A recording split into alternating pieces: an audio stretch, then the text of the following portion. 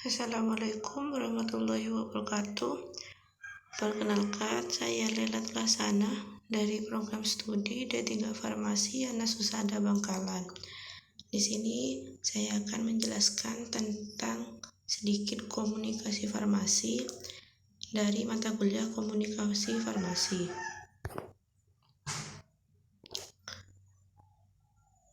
Di sini ada 4 poin yang akan saya jelaskan. Yang pertama itu ada definisi komunikasi, yang kedua ada kategori komunikasi, yang ketiga arah komunikasi, dan yang keempat itu ada tipe komunikasi.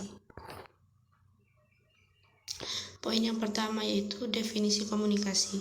Apa sih komunikasi itu? Komunikasi adalah proses ucapan, tanda-tanda atau tindakan mentransmisikan informasi dari satu orang ke orang lain. Nah, ilmu komunikasi ini mempelajari semua segi percakapan atau segala macam bentuk pertukaran informasi. Pasti ada sebuah makna di baliknya dan bersifat timbal balik.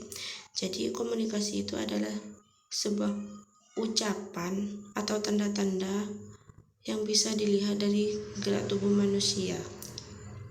Nah, dari ilmu komunikasi ini bersifatnya timbal balik. Maksudnya timbal balik itu adalah ketika kita berbicara ada seseorang yang menanggapi. Terus yang kedua itu ada kategori komunikasi. Kategori komunikasi ini terdapat berbagai kategori. Dari kategori ini lebih dari dapat terjadi pada waktu tertentu. Apapun kategori atau saluran komunikasi, pemahaman adalah hasil atau tujuan yang diinginkan dari setiap tindakan komunikasi. Pengirim dan penerima sangat penting dalam proses komunikasi. Ada banyak cara di mana semua komunikasi dapat berlangsung serta banyak keterampilan yang dapat digunakan seseorang dalam proses komunikasi. Misalnya, ketika kita bersama sekelompok teman dekat melakukan suatu percakapan umum, verbal atau isyarat lainnya, dengan seseorang pilihan dan seseorang yang kita pilih. Nah, yang mungkin tidak disadari oleh orang lain dalam grup tersebut. Contoh lain adalah bahwa orang tua dapat mengkomunikasikan ketidaksenangan kepada anak atau atas perilakunya di tengah orang-orang dengan bahasa isyarat tanpa memutus alur pembicaraan dan tanpa diketahui orang lain. Nah, tanda-tanda ini misalnya seperti mengerutkan kening, membersihkan tenggorokan, atau menginjak kaki seorang anaknya. Biasanya ini disebut dengan bahasa tubuh. Nah, poin yang ketiga yaitu arah komunikasi. Arah komunikasi di sini ada 3. Yang pertama itu komunikasi ke bawah atau downward communication. Yang kedua ada komunikasi ke atas atau upward communication, dan ketiga itu ada komunikasi diagonal. Nah, apa sih komunikasi ke bawah itu atau downward communication? Di sini komunikasi ke bawah adalah informasi yang diperlukan antara manajer dan bawahan, dengan kata lain dari tingkat atas ke tingkat bawah. Nah, informasinya ini jelas dan langsung. Dari tujuan komunikasi ini adalah untuk menginformasikan tentang kebijakan, prosedur, program, dan tujuan untuk mengeluarkan perintah dan instruksi kepada bawahan. Jadi ini dimisalkan pada manajer yang menginstruksikan kepada anak buahnya. Terus yang kedua itu ada komunikasi ke atas atau upward communication. Ini efektif hanya mungkin ketika organisasi memberdayakan karyawan dan memungkinkan mereka berpartisipasi secara bebas dan berkomunikasi dalam pengambilan keputusan. Misalnya, ini kebalikan dari komunikasi ke bawah. Kalau yang pertama itu tadi dimisalkan pada manajer yang menginformasikan kepada bawahannya.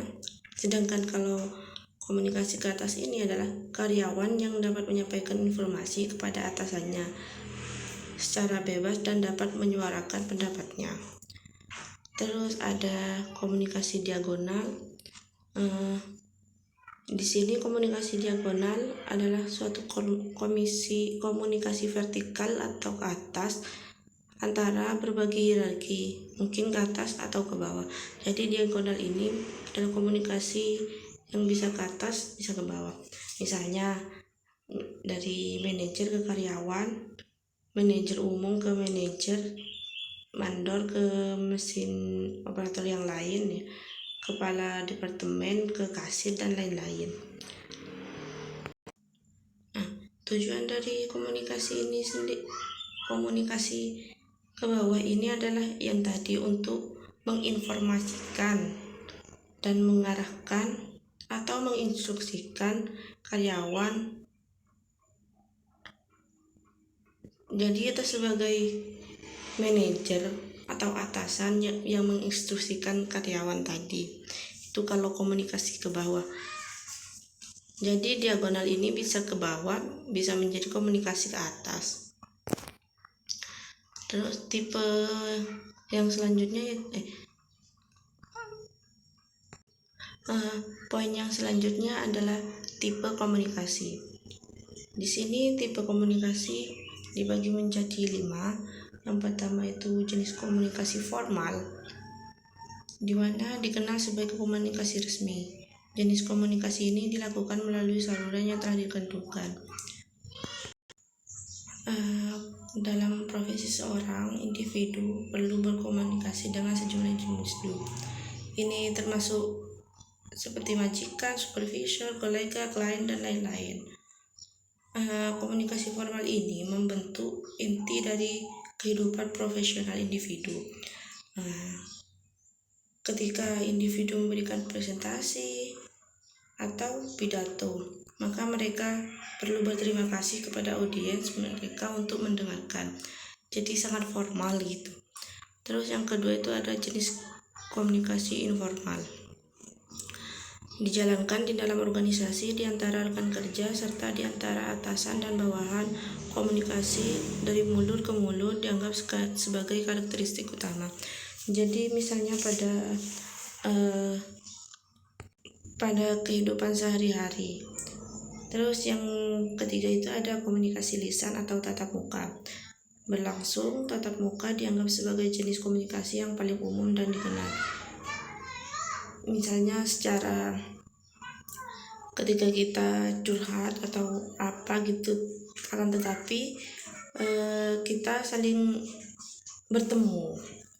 Terus yang komunikasi keempat ada komunikasi lisan atau jarak. Komunikasi ini misalnya seperti pada ketika kita video call, bisa ketika mengikuti webinar dan sebagainya. Terus yang kelima itu ada komunikasi tertulis. Misalnya seperti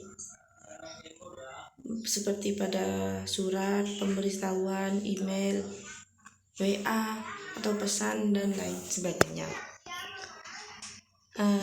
Sekian dari saya, kurang lebihnya mohon maaf. Wassalamualaikum warahmatullahi wabarakatuh.